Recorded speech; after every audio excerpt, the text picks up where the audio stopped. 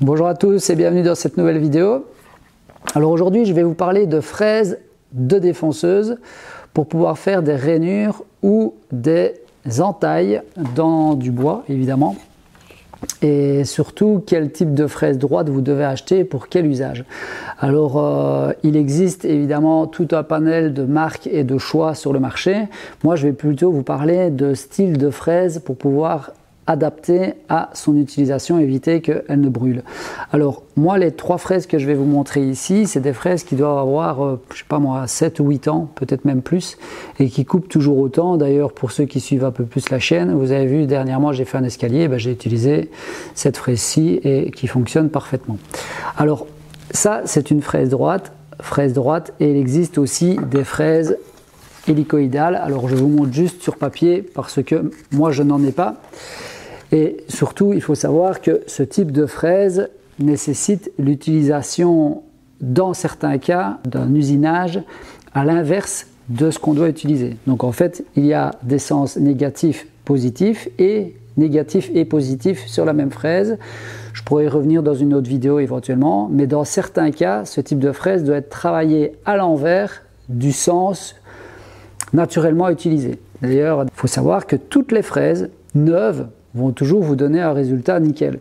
Le souci, c'est qu'au fur et à mesure de son utilisation, si vous l'utilisez correctement ou pas, eh bien, elle ne coupera plus. Et comme je vous dis, ces fraises-ci, elles ont 7 ou 8 ans et elles coupent toujours aussi bien parce qu'elles sont utilisées dans le bon sens de rotation et dans l'utilisation adéquate.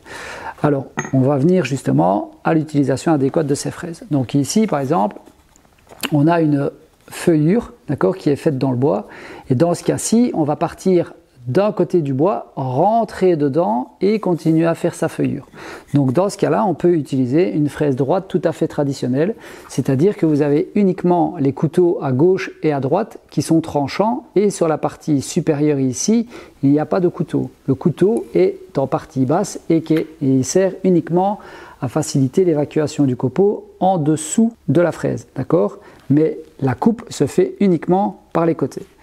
Ensuite, lorsque vous allez devoir faire une entaille du style marche d'escalier, donc une entaille dans le bois en direct, donc vous allez devoir pénétrer dans le bois et puis faire votre entaille, dans ce cas-là, on va utiliser des fraises droites avec, sur le dessus, on voit il y a un couteau qui est légèrement au-dessus, voire au même niveau que les deux couteaux latéraux. D'accord? Je vais essayer de faire un gros plan pour essayer de vous montrer la différence entre celle-ci et celle-là. D'accord? Alors, pareil, moi ici, je vais vous parler de cette marque-ci parce que c'est une marque que j'utilise depuis des années, c'est CMT. Généralement, on sait reconnaître justement chez eux les fraises plongeantes, comme ceci, elles sont noires, et les fraises droites normales, donc qui coupent uniquement à droite et à gauche, ce sont des oranges. Donc il faut bien faire la différence entre l'une et l'autre. Si vous essayez de défoncer ceci en plongée, en fait votre fraise elle va cramer en partie basse puisqu'en fait elle ne coupe pas. C'est comme si vous preniez deux couteaux dessus et vous frottez en fait. Il n'y a pas de tranchant en partie basse, donc vous n'allez pas savoir pénétrer dans le bois. Voilà pourquoi est-ce que vous devez avoir une fraise avec un couteau en partie basse. Alors les fraises hélicoïdales, elles vont vous permettre, elles par contre, de travailler plutôt sur des panneaux mélaminés et avoir une finition propre au-dessus ou en dessous, pour des positives ou des négatives. Donc en fait le sens de rotation est le même. À la différence c'est qu'en partie basse vous avez du négatif, un sens négatif ou un sens positif qui va vous donner une surface propre au-dessus ou en dessous. Et puis vous avez aussi une fraise avec le positif et le négatif. Et dans ce cas-là, dans certains cas, en tout cas, vous devez travailler à contresens par rapport à l'utilisation normale de votre défonceuse. Alors, je sais que dans les commentaires, il va y avoir du style « ouais, non, c'est pas vrai, on utilise toujours dans le même sens ». Mais je vous dirai, comme je l'ai fait pour les lames de scie circulaire, vous téléphonez chez CMT Garnotech et vous leur demandez conseil et ils vous confirmeront ce que je vous dis.